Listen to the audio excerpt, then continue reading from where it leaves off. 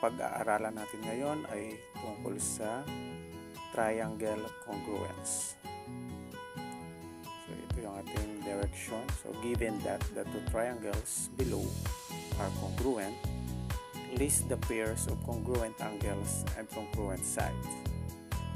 Ililista lang natin yung congruent angles and congruent sides. So kung napapansin nyo ay meron niyang mga markings.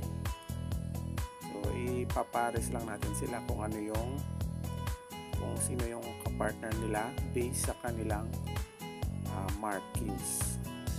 So simulan muna natin sa congruent angles. Ayan. So ito meron tayong angle APS and angle NOS. Simulan natin sa angle A. So angle A is congruent to angle O kasi tingnan nyo yung kanilang markings ay magkapareho. So sa congruent angles, angle A is congruent to angle O. So ayan o, yung markings lang yung tinignan natin. So next, so angle S is congruent to angle S kasi yung markings niya ay magkapareho, so they are congruent. So next angle S is congruent to angle S. At ang last angle, so angle P is congruent to angle M because they have the same markings. Angle P is congruent to angle M. Okay, so that's it for the congruent angles. Next is the congruent sides. Titingnan ulit natin yung markings. Ito, magkapareho ng markings.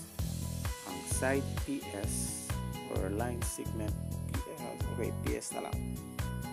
Side PS is congruent to side NS. Yan. Okay. So, lagyan natin dito ng symbol linya. Symbol for a line. So, line segment or line PS is congruent to line NS. So, dahil yun sa markings, kaya nalaman natin na sila ay congruent. So, next congruent side is line AS. Okay, line AS. Line AS is congruent to line OS.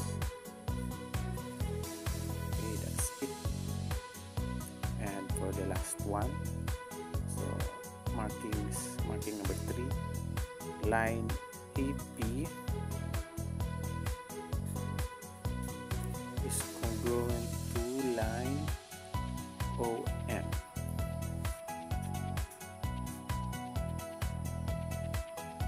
Okay.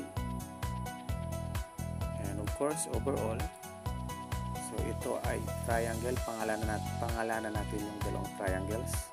So magsisimula tayo dito. So triangle PSA. So triangle PSA is congruent to, so since na nagsimula tayo dito sa markings number 3 papunta sa 2, 1, so dito din tayo magsimula sa marking NSO. Triangle NSO. Ayan, so ganyan lang kadali ang pag-identify ng pairs of congruent angles and congruent sides of the two given triangles. So kailangan lang natin tingnan yung markings na nakalagay dyan at kung ano yung kapareho nila, ay yun na rin yung kanilang pair. So congruent pairs. So angles man yan and sides.